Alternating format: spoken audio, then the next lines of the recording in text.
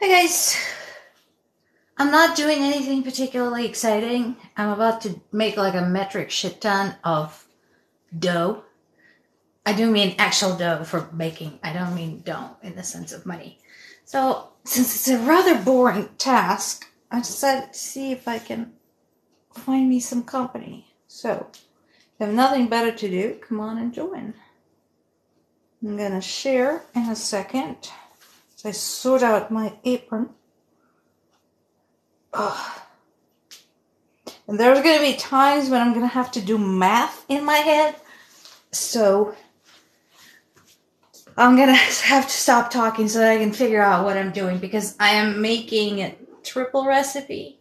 Yeah, I think my tub here is big enough to make a triple recipe of pirozhki dough. So let's see. Let me go ahead and share.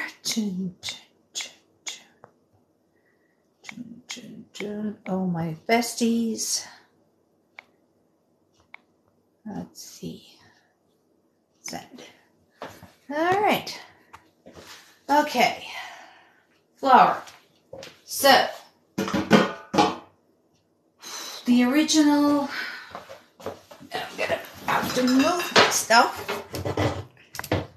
Let's see. The original is calling for 3 glasses. By the way, I did do the glass to cup conversion. The only reason I'm still using glasses is because that's what I'm used to. When I was growing up, we didn't have measuring cups. So, 1 glass is just an ordinary drinking glass. So 1 glass is about 1.5 cups. So the original recipe calls for 3 glasses of flour, which means I need 9. Let's go. Start measuring. Okay. Let's see. Yes. So I want to make sure it was on purpose. So I have actually made these with bread flour before, and they came out too well ready. 1, 2,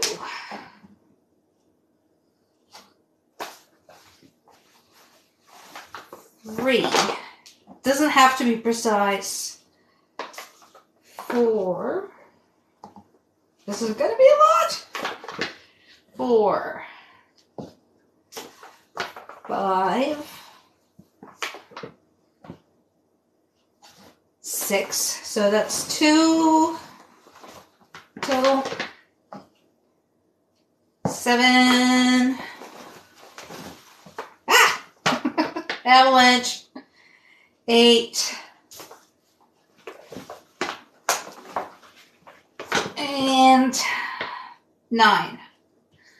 That is a lot. So why am I making such a prodigious amount of dough? Is because I want to save some up, so that because that's like the most labor intensive part of making pirozhki. So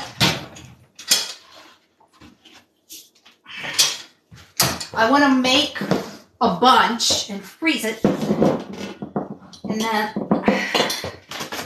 that way all I have to worry about will be to find like whatever stuffing, decide when to make them, what to make them with, that type of stuff. So, but that used up almost the entire packet of flour. This is a 5-pound bag of flour. We used up almost all of it. Let's see.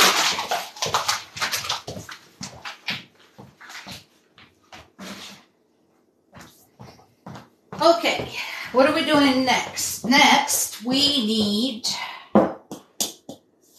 So, the original called for 1.5 sticks of butter, and we melted. So, multiplied by 3, that's 4.5. All right, what do I want to use to melt? Let's make it. So I love these pans. No, you can't have them. These are mine. So, I mentioned that during another cooking live. These were a very lucky find at a consignment store.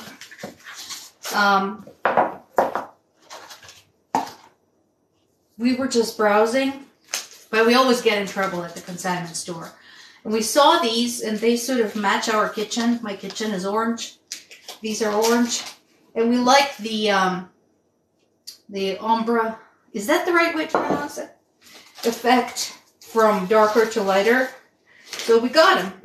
And it's this little pan, a larger pan, and 2 frying pans. So these are all nice and heavy cast iron.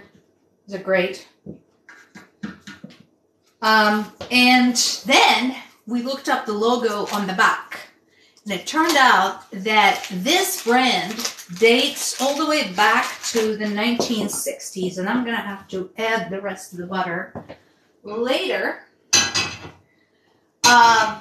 And this brand is the precursor to Le Creuset. As you'll know, if you ever tried buying Le Creuset, they are insanely expensive. Like crazy, crazy, crazy. It's like $100 a pot. You can't afford it unless you buy it at a consignment store or unless you find a good one on eBay. But that's dicey because, you know, this is cookware. You're going to want to get a feel for it and everything.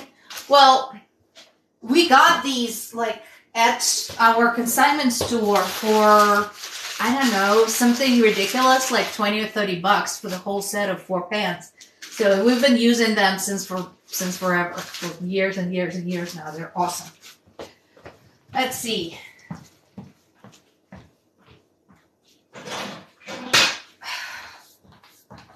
Okay, I need another half a stick of butter. Fortunately, I have some out.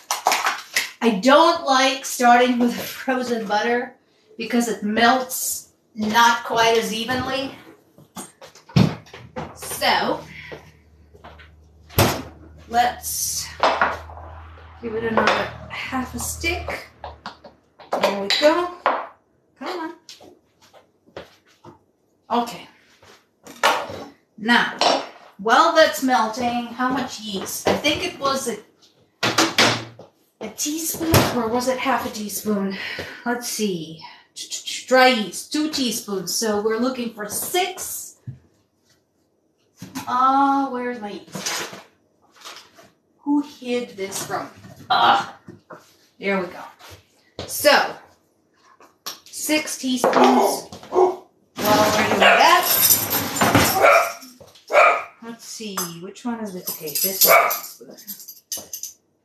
All right. 1, 2, 3, 4, 5, and 6. Done. Start mixing it in.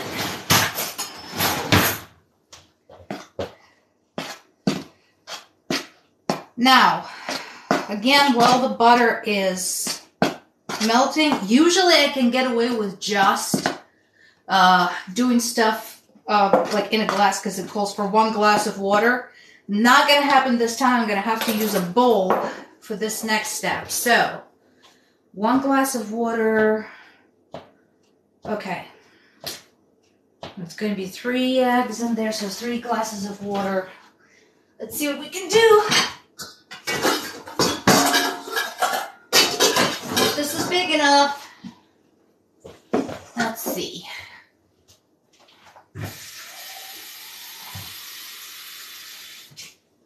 One.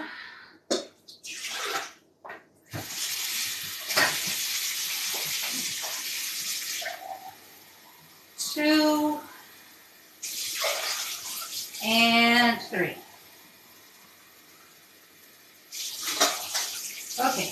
is big enough. Good.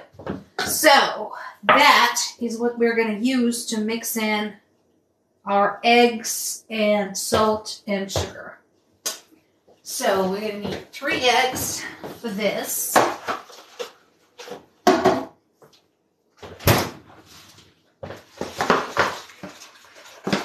Let's see.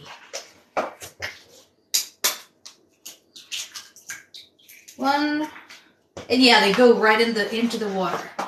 Don't worry, it's all gonna come together. Don't worry about it. So water combined with eggs, not the shells. Now I have to dive in and get the shells out because I suck at this. Eee! Gross. Water is what eventually makes the dough elastic, combined with yeast, butter, and eggs. Okay?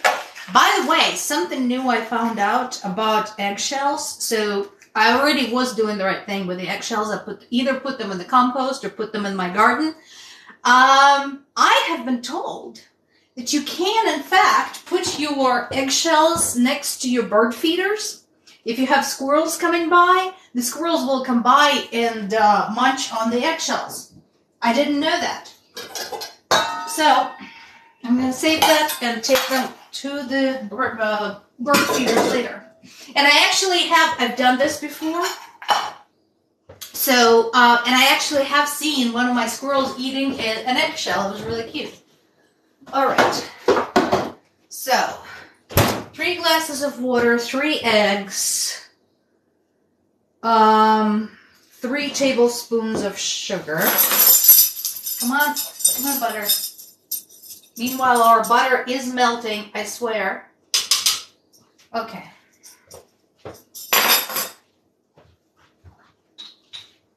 3 tablespoons of sugar. 1, 2, well, crap. I have to refill my sugar dish. Okay. 1. So that wasn't quite 2. So this is 2, and this is 3. All right. So that's our sugar and salt.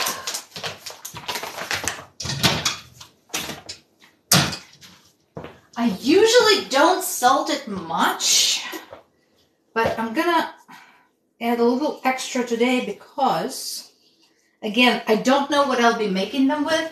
One of the problems with making these is that the saltiness altogether depends on what you're making, what you're putting inside and the stuffing. Like if you're making them with mashed potatoes, make sure you salt the potatoes and salt the dough because potatoes eat up your salt. You don't know this? Now you know.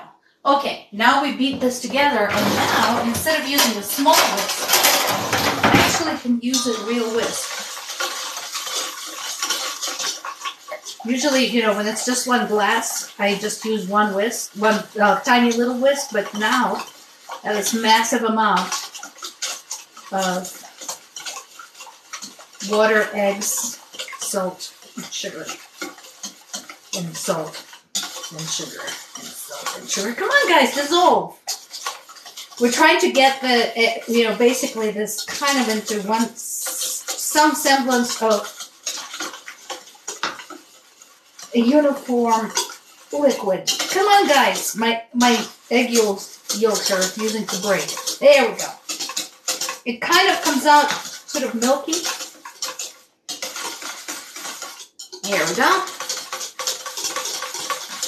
There we go. Okay, butter. How are we doing? Where's my spoon? How are we doing here, butter? We're almost done melting the butter.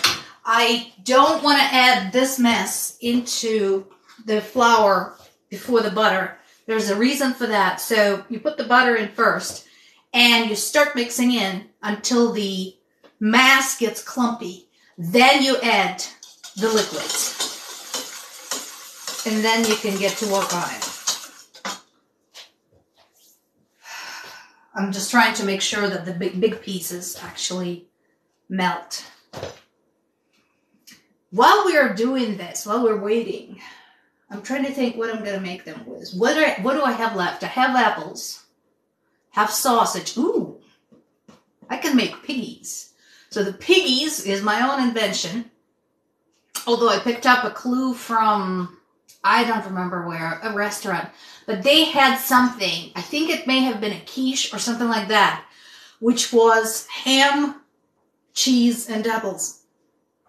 And so I was like, okay, this is baked. I can do baked. You know, I can make pirozhki with cheese and apples and ham. And that's, I call them piggies. So, okay, I think this is good enough. I don't want it, so when you're melting your butter, you don't want it to start sizzling. So let me set this aside. Set the liquids aside. And yeah, I'm probably going to still have some larger pieces in, but that's okay. Yeah, no, that's not too bad. That is not too bad. There we go. I'm not going to use all of this tonight, because that would like take me until morning to use all this. But there we go. See, this is what I was talking about. See how this is starting to form pieces? You can see how it's starting to stick. So it is time to get another bowl out. We have no lack of bowls in this house. And grab some more flour to keep your hands clear. Let's see. So, because this is going to get real sticky real quick. So, this is like, you know, baking in general. Those of you who bake, you know this. This is not for the squeamish. You know? You have to be prepared to get in there with your hands and, you know, squish things and mix things, and things are going to get sticky and they're going to get stuck to your hands, and that's fine. This is what the fun is all about. So, like I said, I dropped the butter in. It was nice and melted. Ooh, this is nice and warm too. It actually feels good.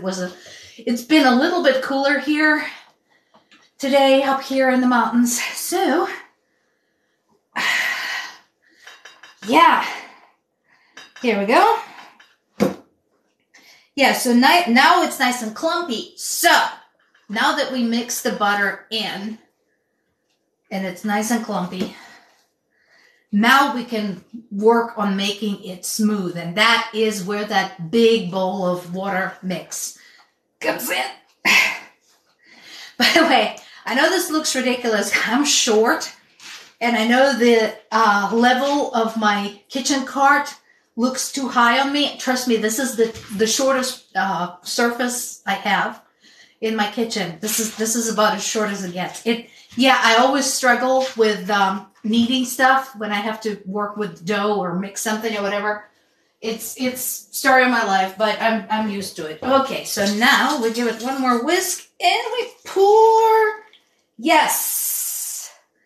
Okay, so we're going to start with a spoon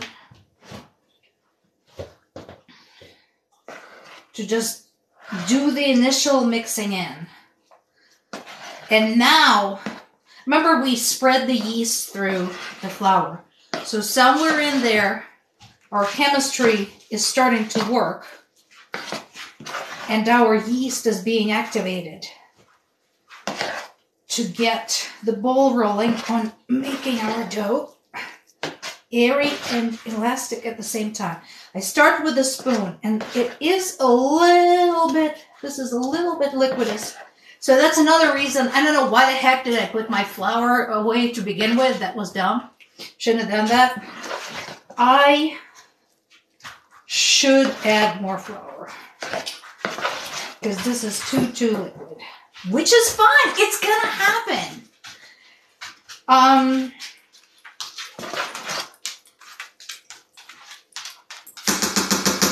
baking is art and science combined. It's okay. So I'm gonna just, you know, I don't know how much this is. I just hope I have enough. It's okay. You know what? I have been known to do the unthinkable. I have been known to mix flours. Nothing will happen to you if you do that. I swear. Gods of baking are not going to descend upon you in anger. I promise you. I promise you. I've been doing this for a very long time. Okay, here we go. Now we're talking about it. Okay, so see, this mess is starting to gain some elasticity. I'm going to have to get in there with my hands in a second. I wanted to do the initial mix with the spoon. And I had some flour stuck to the bottom, so this is good. Okay. There we go. So now it's time to dive in. Actually, let's add some more flour to my flour bowl. You know, I should have kept that pack of flour instead of nicely depositing it into my flour canister. I should have just left it in the package. Well, yep, like I said, it's going to be a mess. And then some more flour. Come on, spoon. Let's not lose my spoon in there. There we go. This is totally messy. But you know what? It's also really good therapy. Before the pandemic, I used to go and do obstacle runs, mud runs, and I promise it is related. A lot of people ask me, you know, is that gross? Yes, it is completely gross. And they're like, but you're always, you know, you like to dress up and you like, you know, you like wear pretty dresses and pretty shoes. Yeah, I do. But you know what? Those things are not mutually exclusive. It's not gonna, like I'm gonna go and do a mud run in a ball gown. I'm not. But I think, you know, those things, those events helped me understand that as grown-ups, we often spend too much time doing things too seriously and taking ourselves too seriously. This is disgusting. And sometimes it helps to go play in the mud. So this is one of those things, again, where, let me just get this out of my way. You just want to get in and make a mess, you know? Just do it. Just have fun, you know, enjoy it. And it's good for hand strength too, you know, as a belly dancer, you know, I use my hands all the time. Get your mind out of the gutter. But yeah, I'm definitely going to need more flour here. So by the way, two things to get the flour off your hands when it's this sticky. One is to add more flour, that helps. But right now I need to get into my jar, so I'm going to go just wash my hands. Whoop, water helps.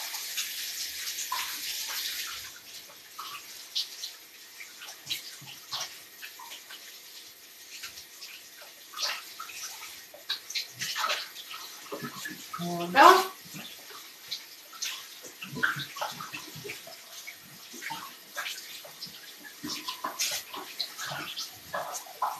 Okay.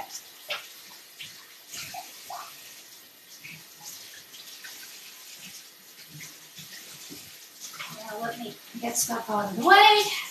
Okay. So it looks like I am legit gonna have to use more flour. More flour here. And that's gonna finish it off. So I may actually have to dive into my bread flour. Which is fine. Again, you know, improvising in cooking is sort of expected. You know, it's fine. It's nothing terrible is going to happen to you. So let me go check what I actually have. So there's my bread. Cornmeal. Gluten-free. I have a substantial amount of bread flour. Let me keep it handy. By the way, Again, look for stuff like that. You know, these are pretty. They're also really practical. They seal really well. We've had these, I don't know, like 20 years, I think. Seriously, I think that's how long we've had these. Okay. There we go. Now we're talking. Oh, now we can knead. Look at this. Yep, add a little bit more flour, and now we can actually work with it. So, note to self, more flour, less water. Maybe 2.5 glasses of water, even when doing a triple recipe. Yes, so this is kind of what we're looking for here. You see now, this is kneadable. This is, I just, is that a word? I don't think that's a word. Oh, this is such a mess. But it's starting, you know, it very quickly. Once I started adding a little bit more flour, a little more flour, a little bit more flour, it got to the consistency that now makes sense. So this, after we put it to cool in the fridge, this is going to be something we can break up into pieces and work with and roll out and shape and things like that. So which is what we want from good dough. So when it's too sloppy, that's not going to work. Right now I'm just literally rolling it off my hands using flour. Let me see. And what that tells me, in addition to adding less water. So now that I'm going to cheat a little bit and add some bread dough, I need to remember to make the shells a little bit thinner, because otherwise they're going to be too heavy. Okay, let's add just the tiniest bit. Thank you. And here. There we go. There we go. All right.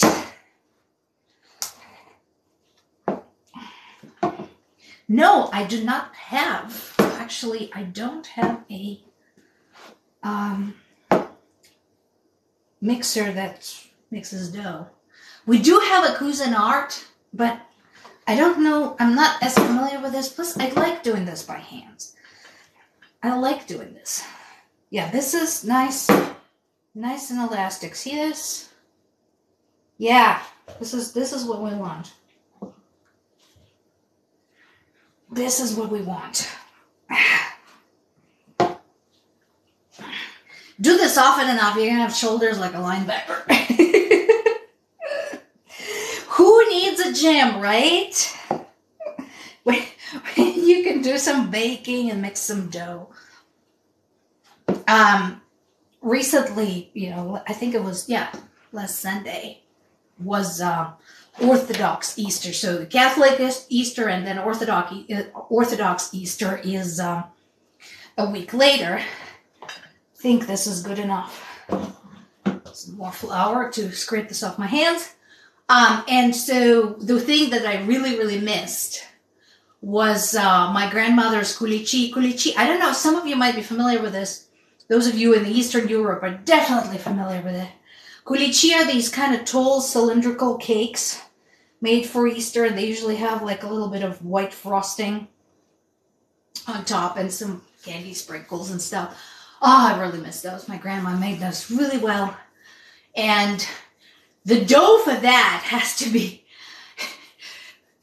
kneaded for some preposterous amount of time. It's like, it is a workout. All right, so this is good. I'm going to pop it in the fridge.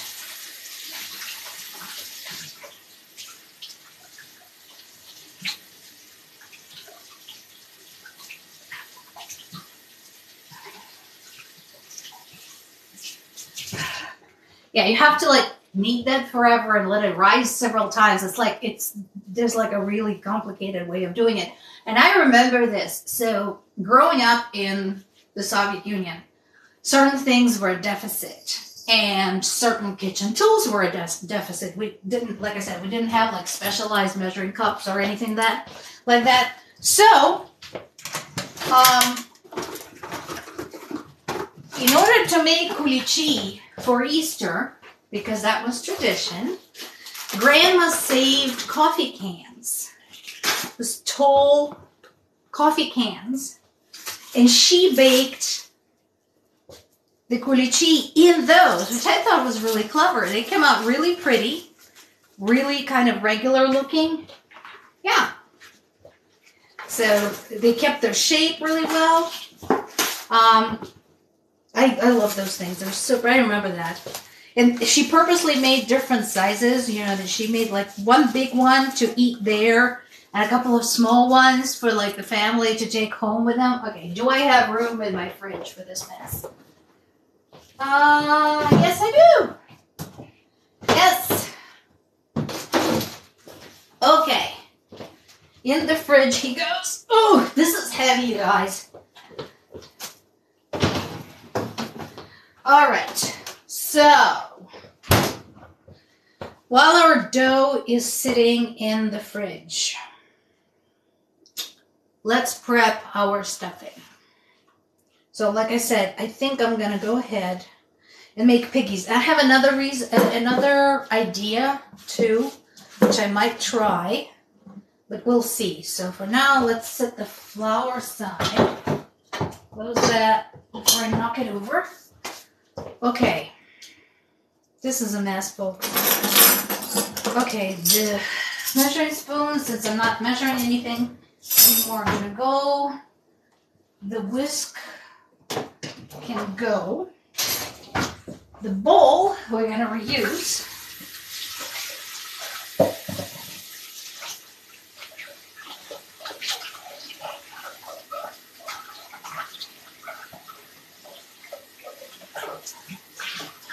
All right.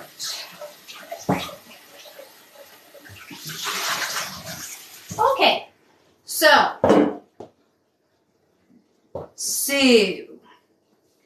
ham and apples and cheese is gonna be in our stuffing. Okay. So, apple, where's my ham?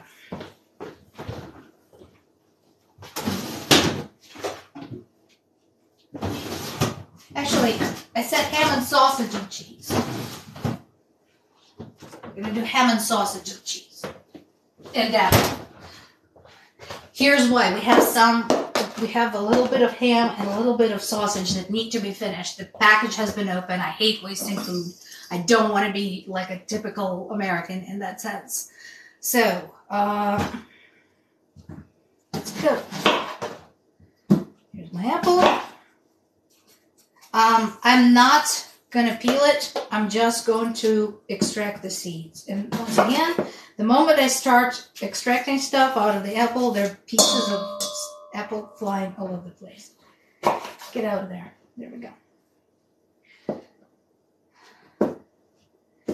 My biggest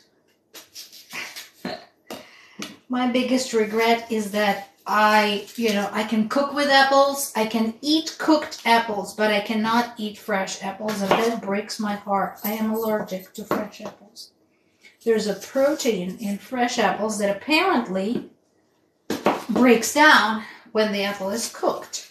So I can have baked apple or apple pie, things like that, but I haven't had a fresh apple. I'm actually salivating like Pavlov's dog.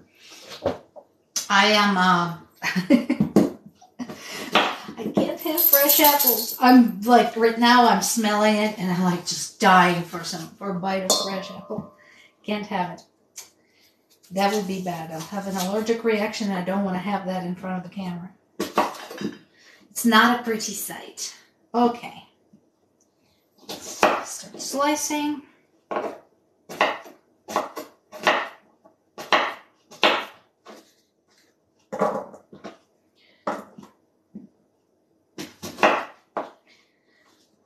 So I like to cut my apples into fairly sizable chunks because I like it when you can taste it.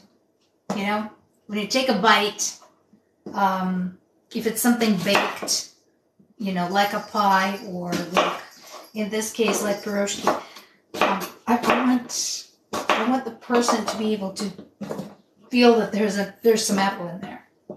So, but not too big. Since they're going into the shell with a bunch of other stuff, a whole bunch of other stuff in this case, not too big. Okay.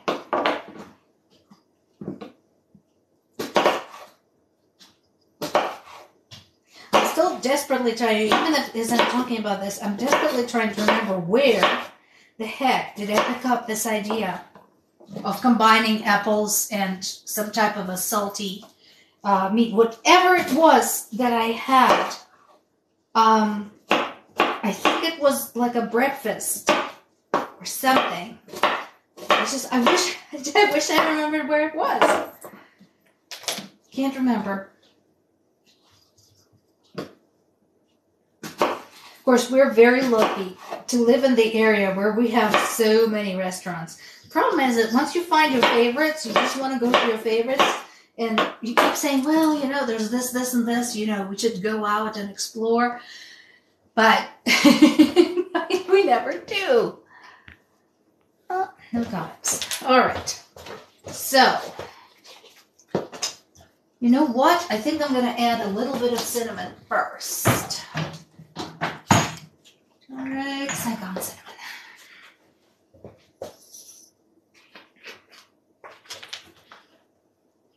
Again, no particular science here. And remember, we are... something is stuck back there.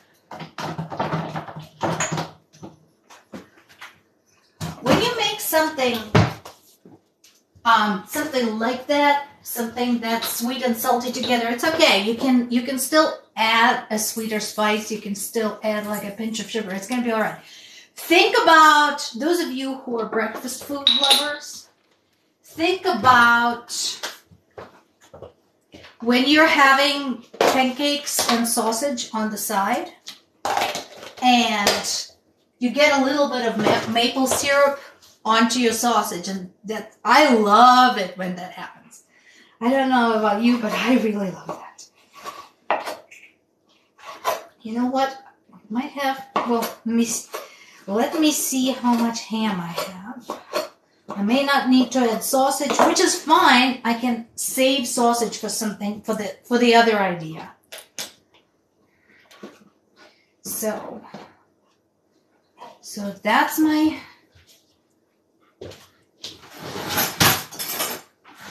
Let me mix it and see how my ratio is. Because again, I'm not measuring a damn thing. Alright.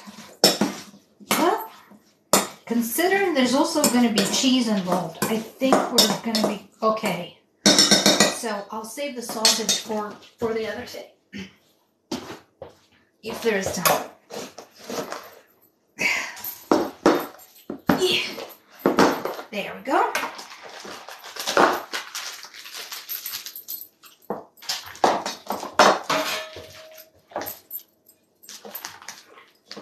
Saving my apple scraps for the squirrels too. There we go.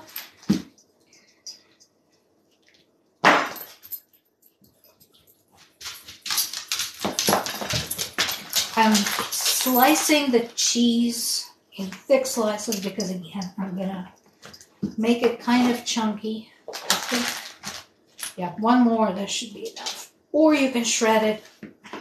Doesn't matter.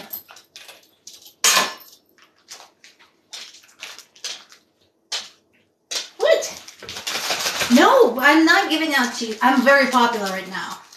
Like, all my dogs are sitting around me in the kitchen looking up at me because my husband is a sucker whenever he has something with cheese, he gives them cheese. Well, I'm not a sucker. I'm gonna spoil them. So, no, me. I feel like the biggest Google's eyes. Like looking at me right now, it's ridiculous. Okay, so cheese is done. Actually, leave this out too for possibly the other thing. Okay, this piece was kind of small. Fine. Apparently I'm the sucker too. Sit. You're gonna sit? Here you go. Here you go. There you go. Good boys.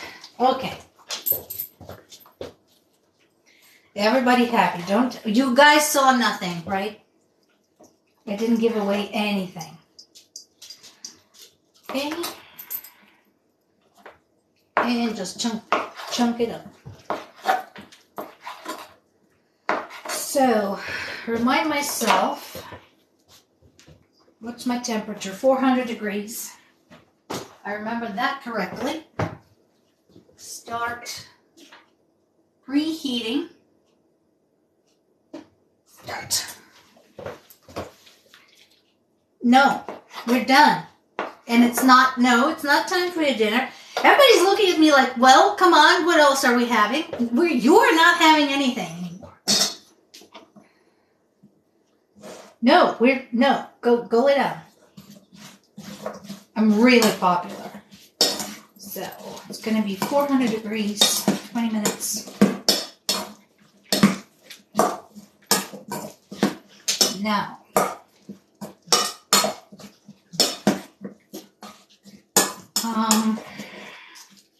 might add a little bit of ham. I have another package of ham.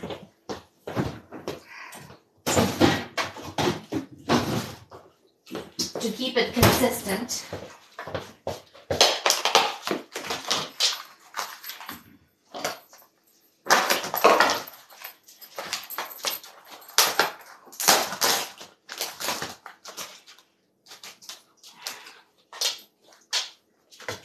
There we go. Okay. No!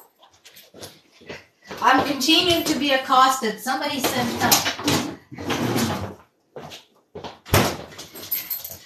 Vicious beasts are surrounding me.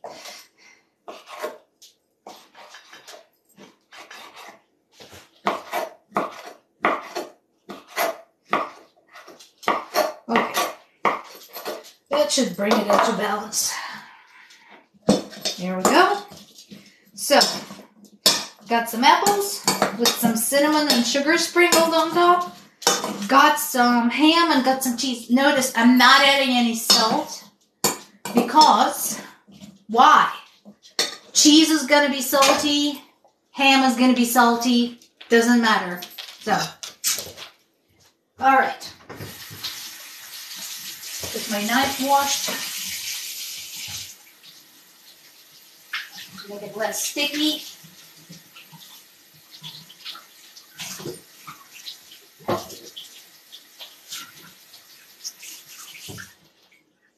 All right. And get this out of the way.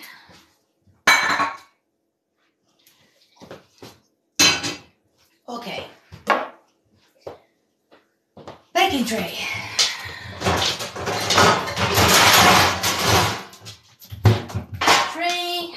Line it with parchment.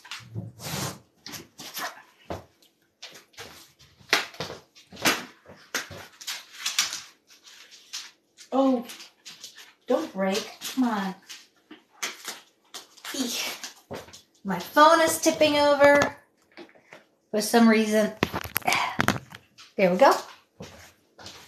Okay. Like I said, oh, come on. It should not be that difficult to open a parchment box. All right.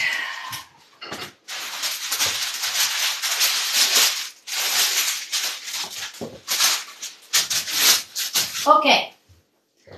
Now we go back to our mess of a dough. I have a pumpkin seed stuck in my cheese knife. Okay.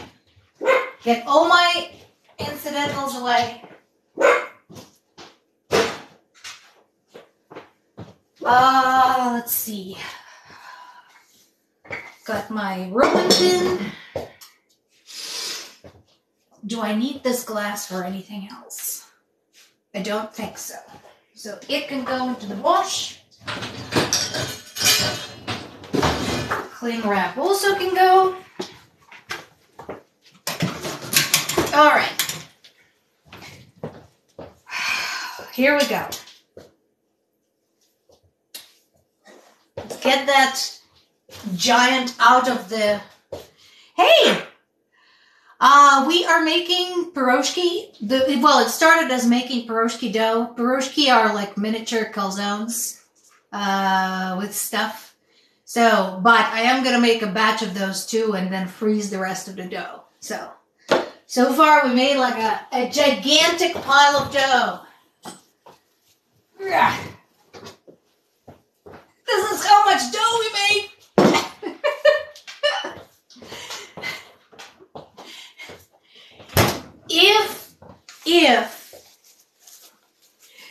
If TikTok does not mess up again and, you know, actually saves this live, I will upload the live onto my YouTube. That's usually where I keep them.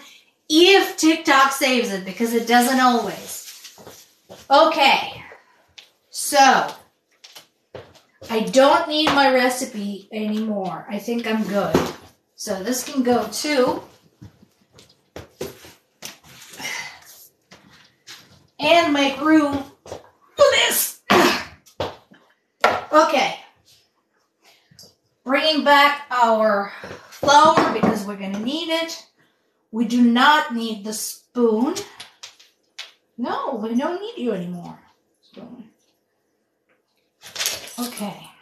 Have some clumps of flour here too. It's okay. Yeah, I like cleaning while I cook. That way I make less of a mess. All right. And this is my little guide to cut out the circles. So, flour surface. I'm running out of room because I have a gigantic thing of flour, of dough. That's okay. All right. So, pick out a clump of dough. Make sure your hands are floured or wet. Floured is easy since you're working with flour. You know, give it a little dusting of flour, then roll her out. Because if you dust it with flour, it's not going to stick to your rolling pin. There we go. Pop that in. Cut her out.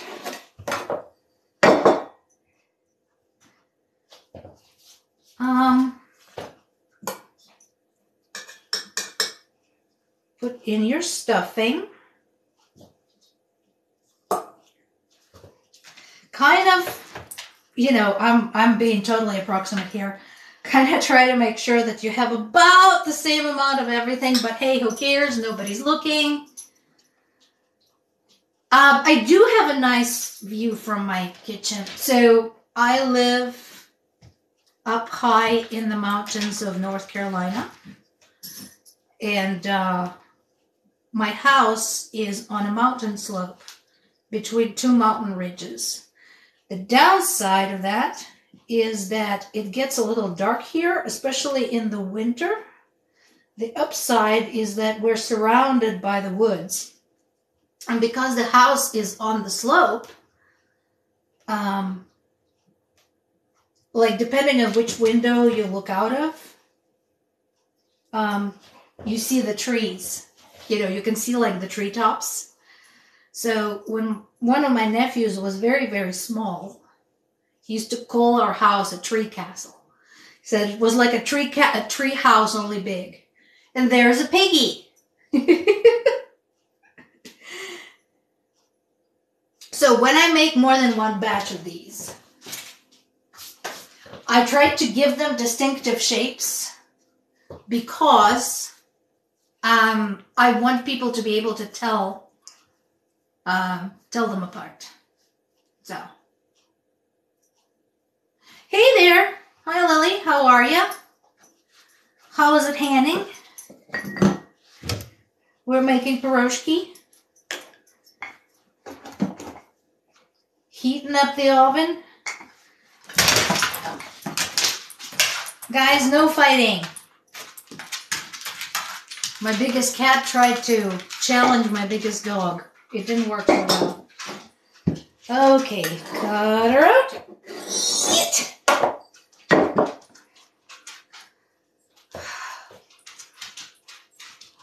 I'm good. I'm, just keeping really, really busy as time allows. I finally have established some kind of discipline, starting to work on a new translation. So I'm trying to make sure that I have regular translation days and translation hours so that I make progress. I am translating an anthology by an author I've actually done before. It's a Ukrainian author. His name is Mikhailo Kotybinsky. Now, my dogs and cats usually get along quite well, but sometimes they get territorial. It's just sometimes they just do that thing. I don't know. Don't ask me. Really working hard to make my piggies look like piggies.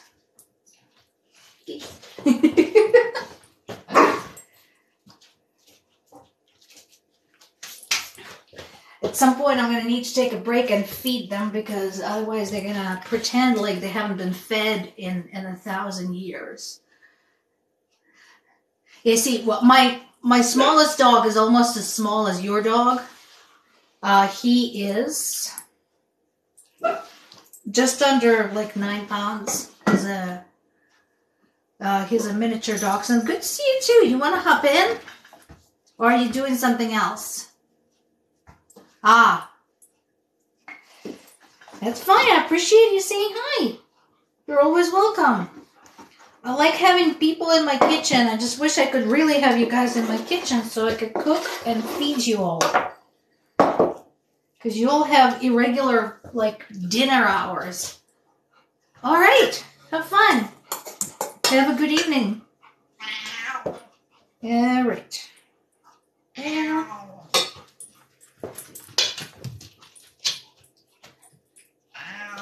At one point, I remember we were talking about Doctor Who, whom I love.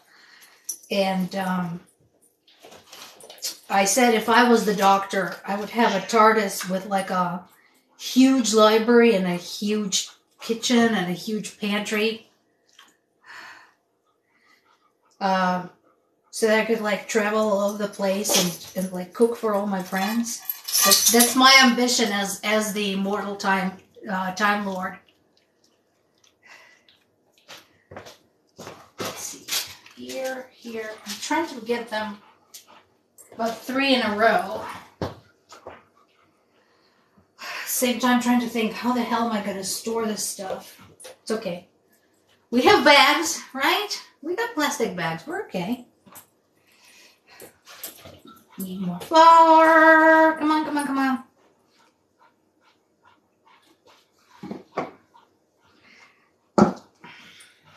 I'm seriously not enough room here because I have this gigantic thing of dough sitting off to the side. Reed, that's gross. My oldest dog, who is kind of an interesting dog actually, is 15 years old. He's still in very decent shape for a 15-year-old dog, especially considering he is a large dog. He is a Newfoundland Chow mix. And he looks basically like an undersized Newfoundland. He weighs about 80 pounds, just a big, hairy, black doggy. But now that he's old, he had started making these absolutely horrible old man noises. I don't know how else to describe them. They're old man noises. They're like snarfly and snorty and just all kinds of weird noises. And yeah, I love this dog. He's very cute. He's very sweet. He likes company. During the day, he sleeps under my desk, and he likes it when I rest my feet on top of him, which works out because I'm short and my feet dangle if I'm just sitting on the chair. So that works out because I can just rest my feet on top of him. Flower. But yeah, his old man noises are just like, dude, are you okay? You know, are you gonna throw up? Are you just clearing your throat? What? Have you been smoking a pack a day for the last 20 years? What's happening? All right. Our oven is preheated, so as soon as I'm done with these guys, we are gonna pop them in. This one's gonna be high on ham, which is fine. I don't think anybody will object if something has slightly more ham than the other. The other thing I'm thinking about, and that's going to be a bit of an experiment, and I don't know if I'll have energy for it, but maybe I will, is the idea. My husband, he asked me, have I ever cooked these with eggs inside? And I said no. I've done kind of a breakfasty version of them, like this one, you know, with apples and ham and cheese. So it's a little bit breakfasty, but I've never made them with eggs. I've done hard-boiled eggs, and that is in the cabbage version. So when you do these with sautéed cabbage inside, you can add hard-boiled eggs. But I have not done uncooked egg and let it cook while it bakes. So that is the other thing I want to try. So that's why I set aside my sausage and my cheese, because I want to try a little bit, maybe a very small batch of that. Crap, I thought I didn't realize how much stuffing I made. Hey, no problem. When I first started making these, my husband was still working as a consultant, and this used to be his favorite road food. Since flying has become a complete pain in the butt, he preferred to drive. And I'm not talking about COVID. I'm talking about since 9/11. That's how old we are. We were grown-ups working and traveling when 9/11 happened. So since then, flying has become complicated. Getting the mask mandates didn't really change it that much. It was already a pain in the butt. There we go. This will work better. So he usually drove if it was, I don't know, within 10 hours. And yeah, I know folks in Europe are going to balk at that, you know, oh my God, driving for 10 hours. Yeah, that's going to happen in the United States. I know that in Europe, you know, you will have crossed like at least 4 different countries if you drive for 10 hours. But in the US, that's sometimes how long it just takes to get from point A to point B. I'm trying to think of the crazy drives we've taken anyway. But he used to take these on the road. I'd make him a couple of different flavors of these. And he would just take them on the road so that he wouldn't have to eat the crappy road food.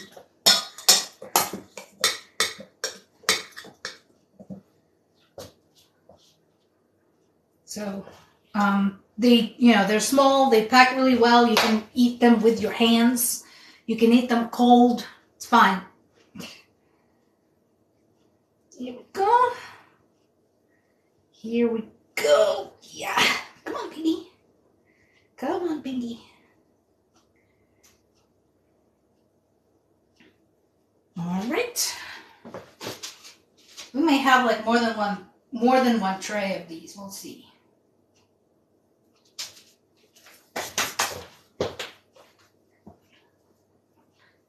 We'll see. This is also good, by the way, when you're like reshaping smaller bits of dough. It's also a good hand workout. Strongly recommend it.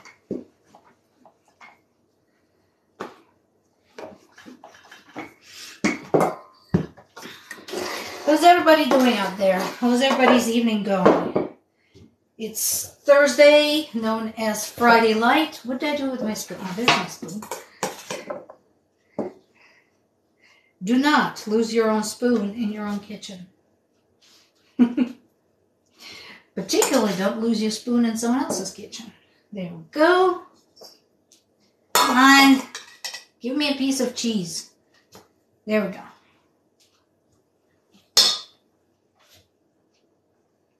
So what's going to happen with these, of course, is a couple of things. As I said, you have to keep in mind the stuffing when you make these. For the piggies, so the ham is going to cook a little, the apples are going to bake, and the cheese is going to melt and bind the insides of the pocket.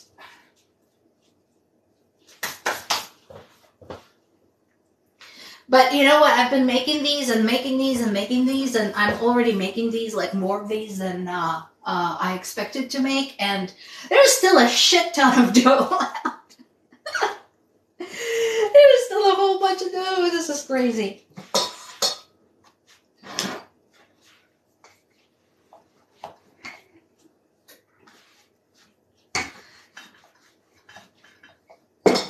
The fun part about these, growing up making these, was that usually these kinds of projects were a family affair.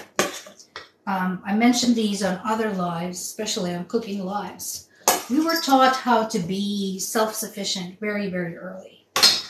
And so that included helping out around the kitchen, not being afraid to handle the stove, not being afraid to handle the matches, knowing how to turn on the gas stove, because we didn't have the igniters in those days.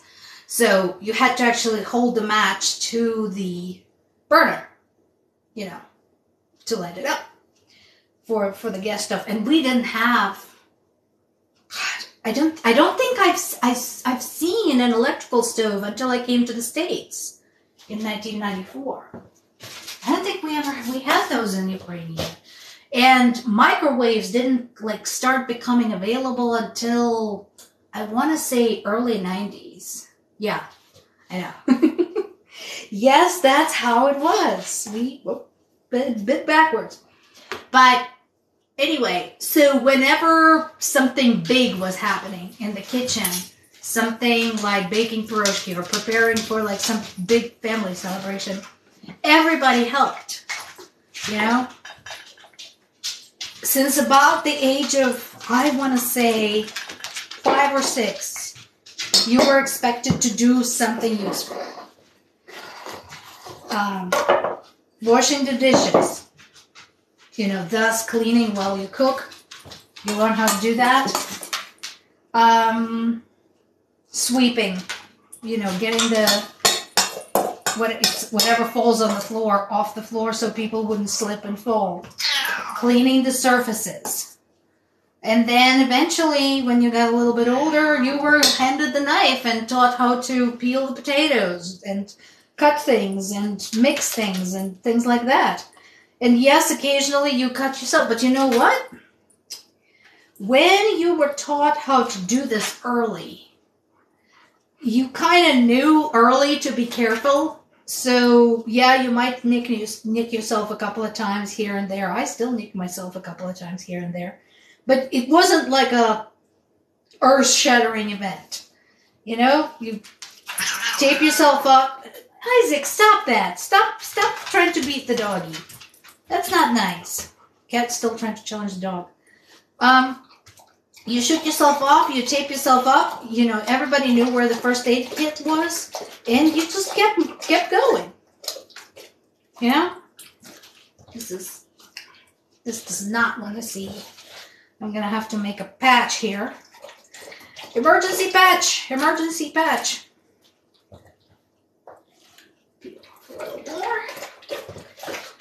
This is like a patch. My dough tore up. I don't want to open the pouch. I don't want to redo it. So I'm just going to patch it with a little bit more dough. That's how you do it. Okay. Root for a couple of more and then we'll have to start a new batch. That's okay. Works out.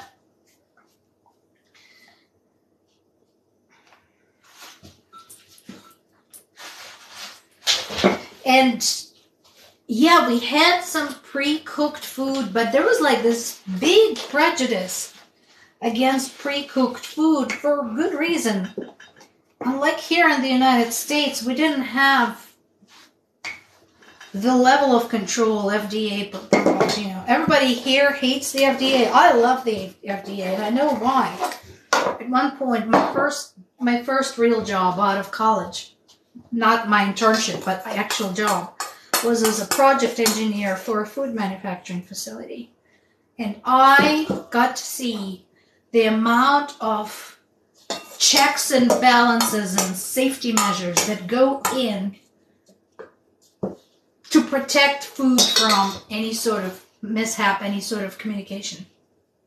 Thank you for following, guys. I really appreciate that.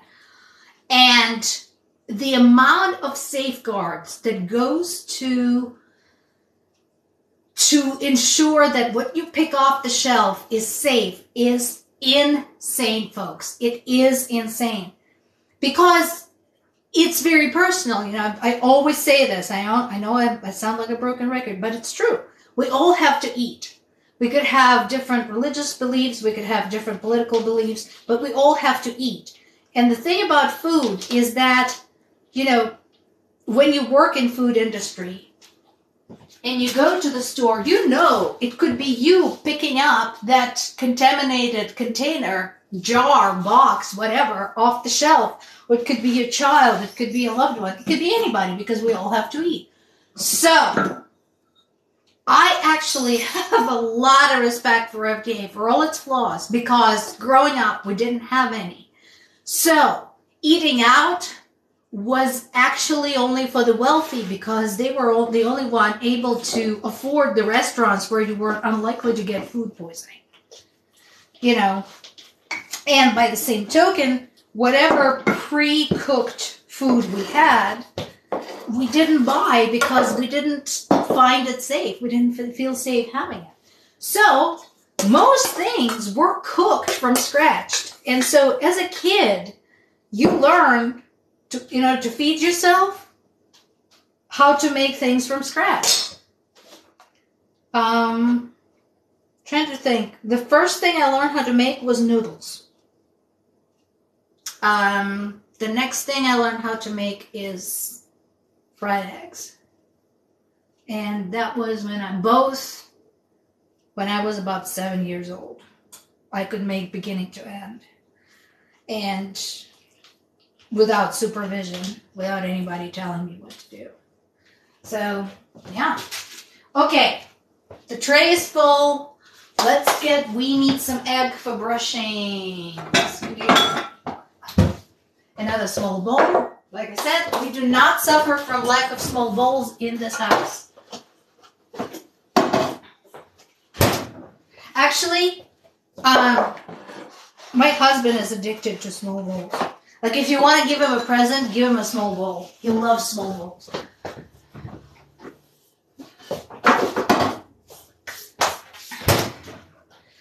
When he cooks, his purpose in life is to use up as many small balls as he humanly can. Okay. Now we break out the little ones.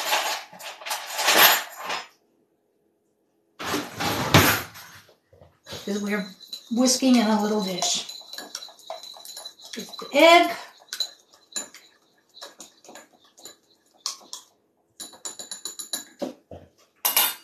Get the egg brush. Brush them up. You turn you guys toward the stove. There we go. Start brushing, brushing, brushing.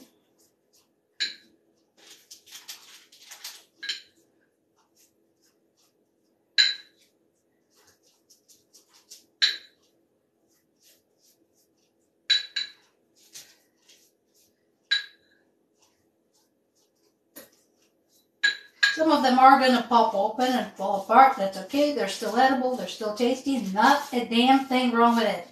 Don't panic if that happens.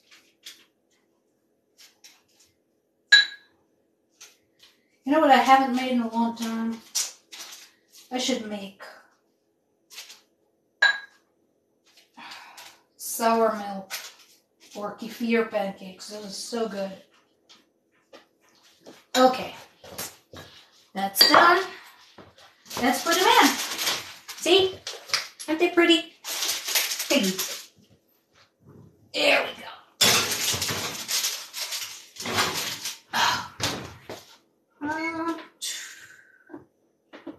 Let's give them extra couple of minutes. Okay, now, so I'm going to have to two-tray this. I'm going to have to two-tray this. So, fortunately, I do have another baking tray.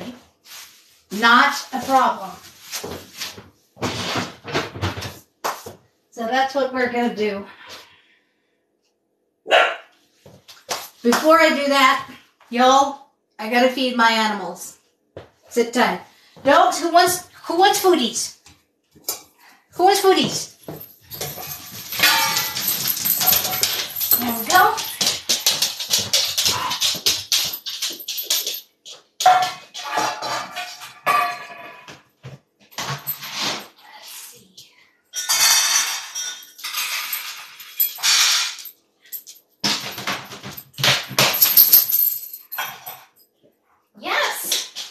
Everybody's so excited. Yes, because clearly you're all so starved. You're so starved. You're so starved. Nobody ever feeds you. Nobody ever feeds you. Let me show you that. Ah! Let's see. See? Feeding time at the zoo. So this is Reed, that's the eldest. That's the Chow Nufi. See what I mean? He basically looks like we call him jokingly half a Nufi. And there's Phoebe. She's a lab pit bull mix. And where's Cooper? Cooper's wandered off. Cooper, do you not want food? You don't want food? You were here, advocating, dog feeding. If you don't want it, it's fine. So that's like I said, the feeding time at the zoo. Let me put you back in. Eek. You can see my great big face in here. There we go. All right. So we were talking about another tray.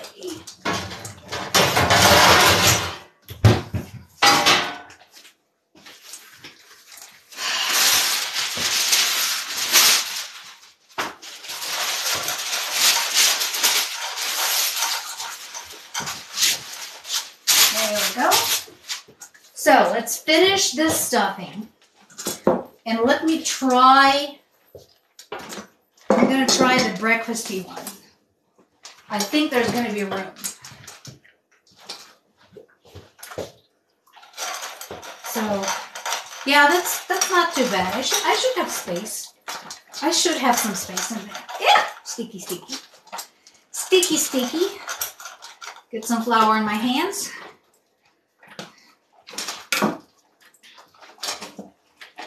There we go.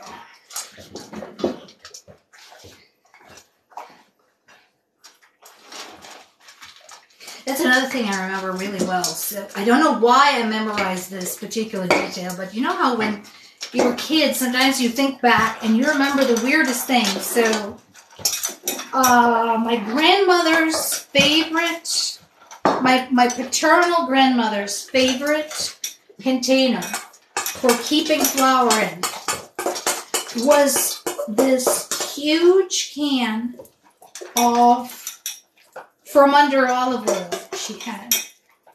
I remember this very well. The can was green. It was like about this tall. It was a big, big canister. It was dark green with golden writing on it. It had a kind of a golden picture of olive branch on it, and it said Saloniki, Greece. I don't know how in God's name did she get such an enormous canister of olive oil, because that too was a deficit. Did she actually get it from Greece? I don't know, but that's what she kept the flour in, and I know why. Because it's sealed. It's sealed tightly. It kept the flour dry, and the bugs couldn't get into it. Whenever we bought flour, the first thing you did was that was an afternoon occupation. You sat down with a sieve, and you went through handful by handful and picked out all of the bugs, all of the stray little branches and bits of seeds and things like that. You cleaned your flour. Because again, food products were hard to get in the Soviet Union. All those documentaries about like this very plentiful stores and everything, that was bullshit. That was all propaganda. It wasn't anything like that. Guys, don't bark. Is Daddy home? You might be hearing my husband driving up. Anyway, it wasn't like that. It wasn't anything like in those documentaries. This was all propaganda, and good flour was really hard to get. So you didn't want to lose it if you left some bugs in it or whatever. So yeah, you sat down and cleaned your flour, picked out stuff out of it. And you found a container like my grandmother did to keep it dry and to keep it safe. And because that was expected to last you. And both my grandmothers loved to bake. I'm not a great baker. I can make this stuff like pirozhki, but when it comes to cakes and breads and stuff, my husband does that. But they both had like their signature cakes and stuff. I had my favorites, and unfortunately, I don't think I have the recipes for them anymore. I'll have to look in my little binder over there. I have at least one or two. At least one or two. But I don't know how they managed, now that I understand how important it is to have good flour, good ingredients in general. I don't know how they managed to do it. How is it that the stuff they made came out as delicious as they did every time, consistently? It's crazy. So, good times.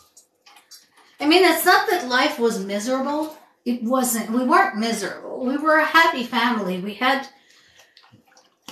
challenges, we had conflicts, we had some bad apples in the family, but we weren't miserable either. Again, there was this big kind of contradiction between propaganda about the Soviet Union that the states produced and propaganda that the Soviet Union produced. And they were complete opposites. And I think most people lived sort of down the middle, like we did. That's kind of how it was, if I can remember it right. All right, so that's the end of that stuffing.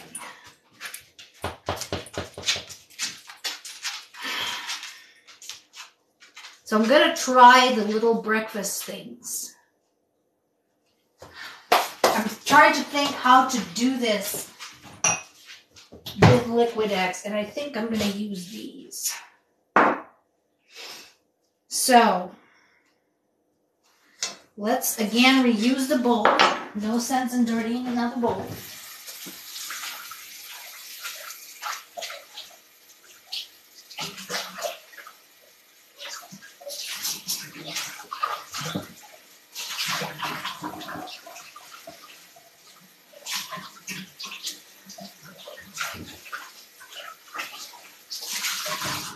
Okay.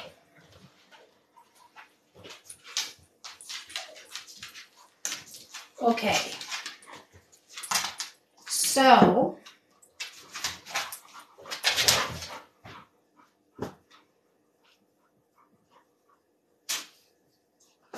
let's see. Let's chop up our sausage.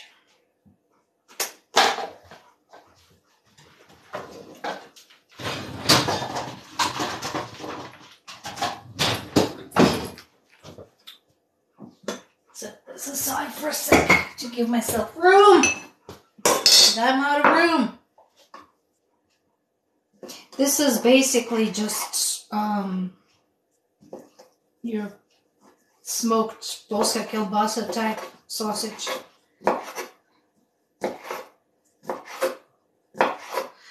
Which I don't understand why you guys call it polska kielbasa. Basically what you're calling it is Polish sausage. So it's kind of redundant, you know. Just call it Polish sausage or Polish style sausage. Whatever. I like it.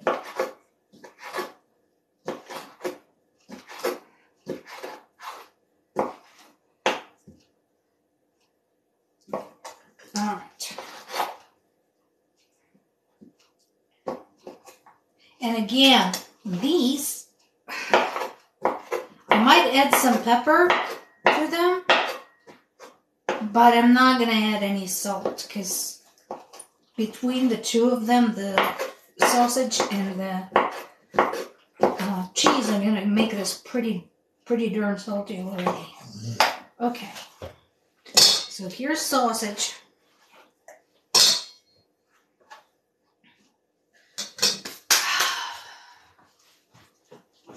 Let's put some cheese in there. And I'm just using just your basic, this is just your basic cheddar. So, nothing fancy.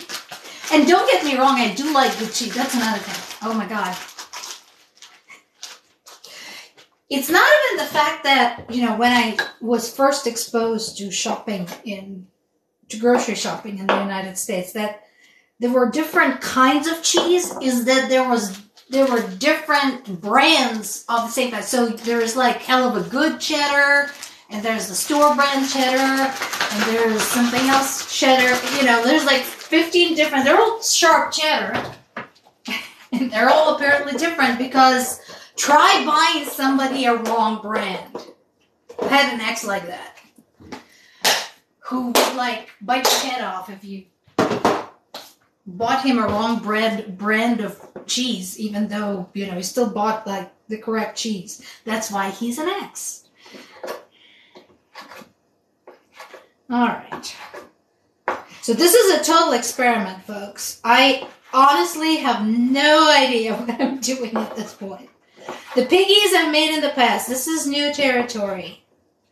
I should have told my husband to pick up eggs. Oh well. Because I'm using up a shit ton of eggs in this too.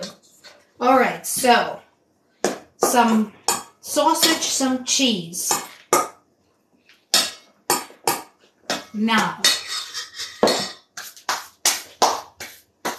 let's break in some eggs. How much eggs do I have? I I don't want to use all of them up. I only have 4 eggs left. Okay. 2. Let's make it 2. That way, if anybody wants eggs tomorrow, they can still have eggs tomorrow.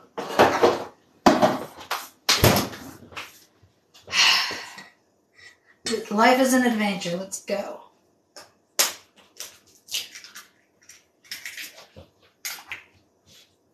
Okay.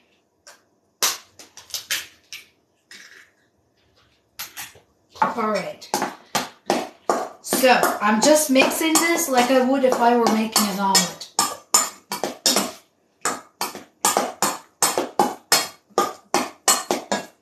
Okay.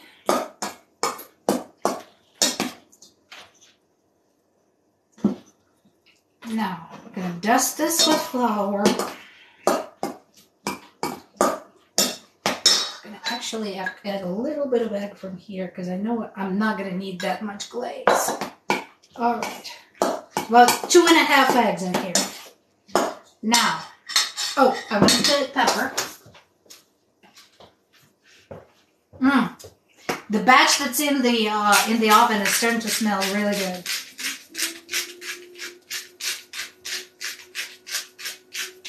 Some fresh ground pepper. Okay. Now, this is going to be interesting. Okay, so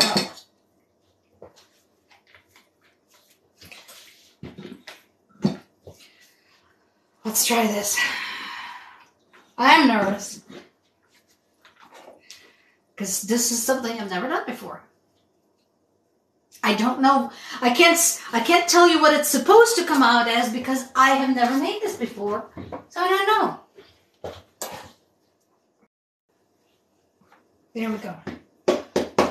Now, cut it out.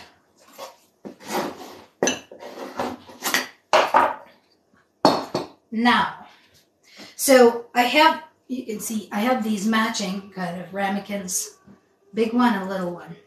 So I'm gonna, since this is liquid, I'm gonna put this into the smaller ramekin to catch the stuffing, to catch the egg. Okay, some eggs, and this one you have to keep mixing so that the egg doesn't all end up in the bottom.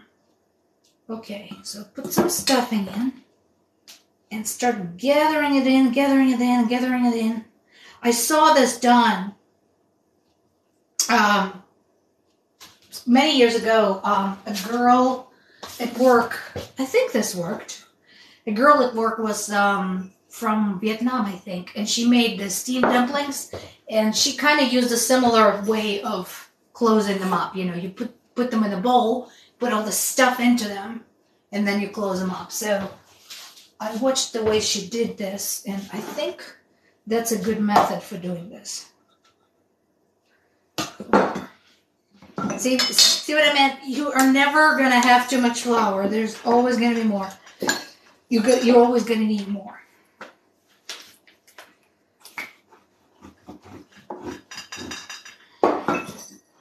Still trying to figure out how I'm going to stir this dough.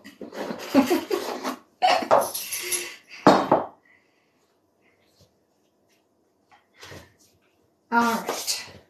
So, pop it in. Oh, hang on a second. This one needs a patch before I even pop it in. If it needs a patch, it needs a patch. It's okay. If you see a tear in your little bit of dough here, just put a patch in and roll it out. Nothing terrible is going to happen. Here we go. Okay, so once again, pop it in. I'm trying to kind of establish, I don't know, a method, a rhythm, whatever you want to call it, making this.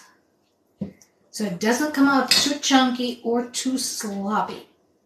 Yeah, the fact that it like dips in for me to make the little pouch, that actually helps. So yeah, I like this method. I think I'm gonna work with it. And so it comes out like this, like a little dumpling.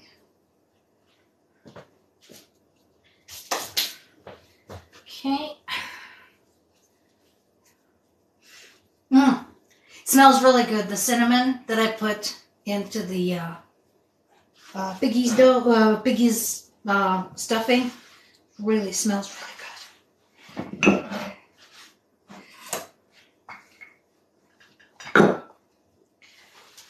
And don't be too upset when you cook when you have an accident.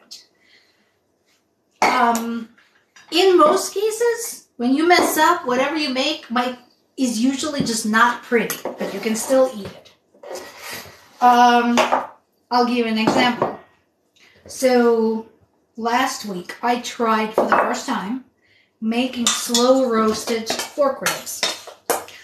And I learned a valuable lesson. It's important that they are completely sealed when you do that. Otherwise, they dry out. They were still very tasty. They were just really dry. They were almost like jerky. So, that let us, we still ate them. No problem. So, that led me to experiment with trying to make actual jerky. We got some thin, like really thin pork chops, and I used the same method. I think it was 275 degrees, and baked them for like 3 hours. And I used really good grill rub. It didn't quite come out as a jerky, but it was, again, it was really dry and crunchy. It was almost more like cracklins. And it was still tasty. So, we're going to still keep trying to make jerky. But that was not a bad mistake. That original mistake, the fact that I didn't fully seal the ribs. It's going to happen. If you can still eat it, it's okay. Now, sometimes I've had situations where I've made something and it was not very edible. A couple of times. Only a couple of times. One, I remember I drastically oversalted some kale. Bok choy. Baby bok choy. So, that was bad. I still remember that. That really stung. I felt so bad.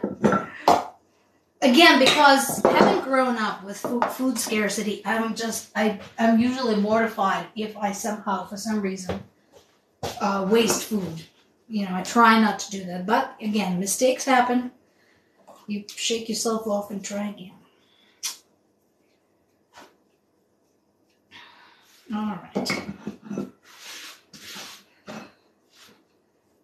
So far, so good, guys. They're looking okay. They might leak a little bit here and there, but again, this is the first time we're making these, so it's gonna be all right.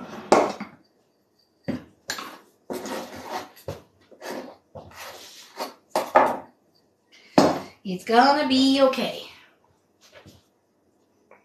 My little ramekin here is working very hard. Oh, and that beeping you're hearing is the first batch being done, y'all. Give me 1 second here. Where am I going to put it? Okay. Time to clear some surfaces. Yes, I hear you. I hear you.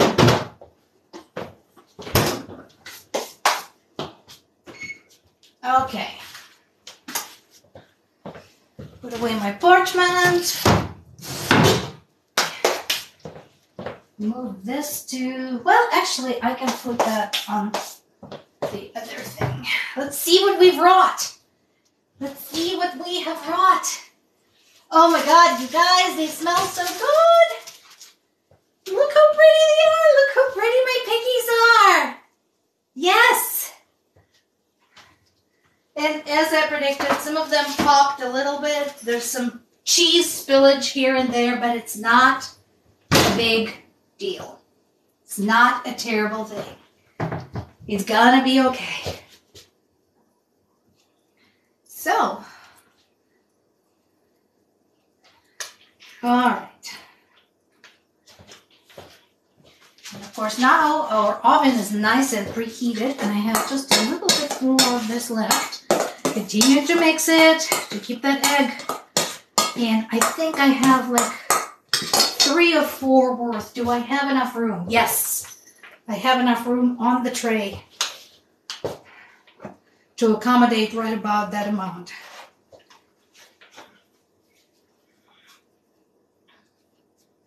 The good thing is, folks, that this particular dough, you can use it for other things.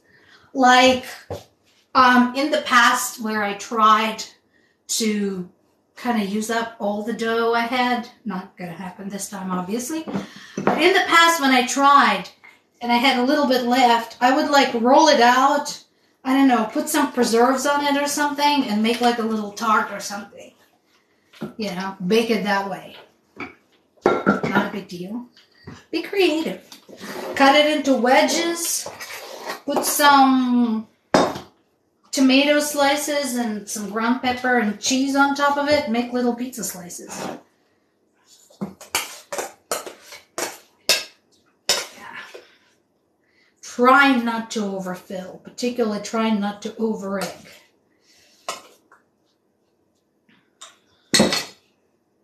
Just because you're in a hurry doesn't mean you can overstuff your stuff. Yeah, this is good. I can feel egg kind of squishing out a little bit. That's all right, again. There is another version of the same dough. It's a little bit more elastic and it's stickier. One of these days, I'll try to show you guys, maybe when I do these, I'll do another live. Making basically like homemade ravioli. I've done that before. And I have an easier way to make them. In Ukraine, we call them pilmeni. And we used to make those kind of a lot. And I do have a pilmeni maker, which somehow my husband found for me in the wilderness of Amazon. Not Amazon the river, but Amazon.com. Because where the hell else do you find something so obscure as a pilmeni maker? And we've made them and they came out pretty tasty. Don't skew. That's the only thing is like you have to catch it before it kind of slips one side over so that it's even. And you can make a little dumpling. Okay, I have enough. 2 or 3. I think this is 2. Let's see.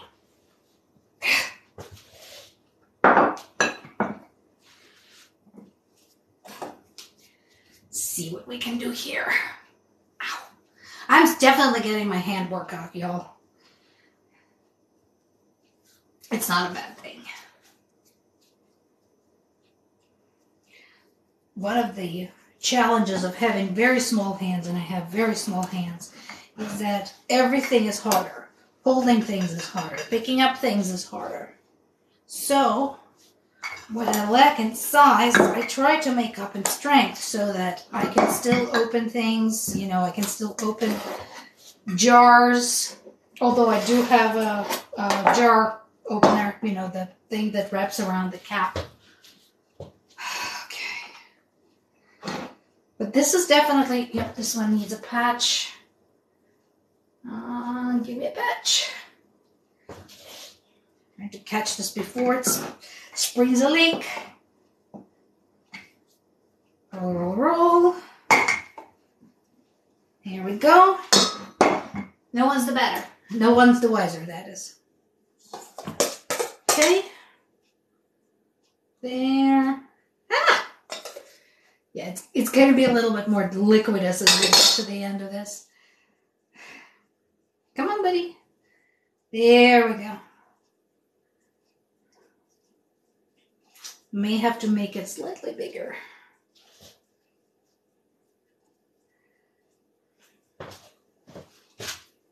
May have to make the last one kind of a bit of a blob. because it's got everything in it. Okay, let's do this. This is going to be like a breakfast pastry almost. Okay. Move. So I'm not going to use the little ramekin. I'm just going to roll it out, put the stuffing in, and cross my fingers that it stays in. Okay. Yeah. Okay. So still going to use my form here, but going to go a little bit outside of the edge, outside of the edge, outside of the edge. Okay. Let's see.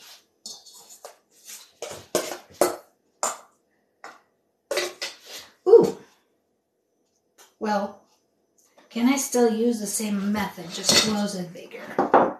I think I can. I think I can. Oh, what the hell. It's going to be okay.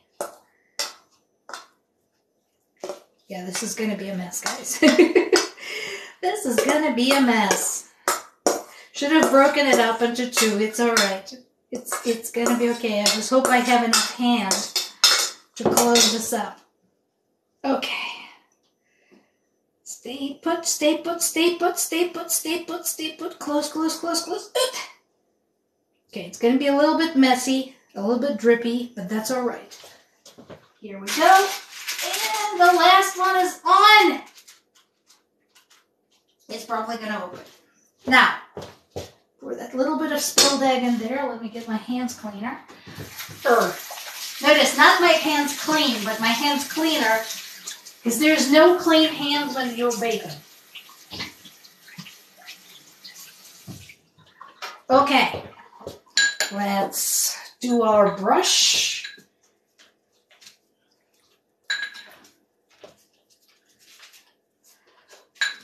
Do our egg brush.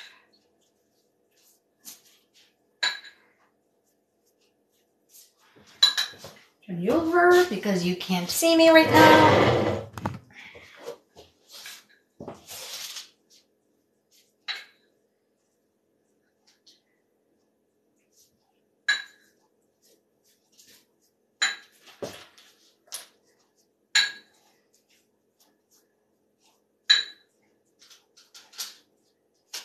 All right. Yeah, if you have a little bit of egg left, just dribble some over. It's going to be okay. Be slowly. Okay. And in we go. Again, I'm going to give it an extra couple of minutes to bake.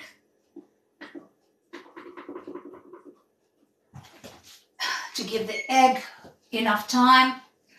And I think all we have left is cleanup, which is not exciting. So I think I'm going to go ahead and wrap it up. Thank you everybody for following. Thank you for liking. Appreciate you being here. And I hope you enjoyed hanging out in my kitchen.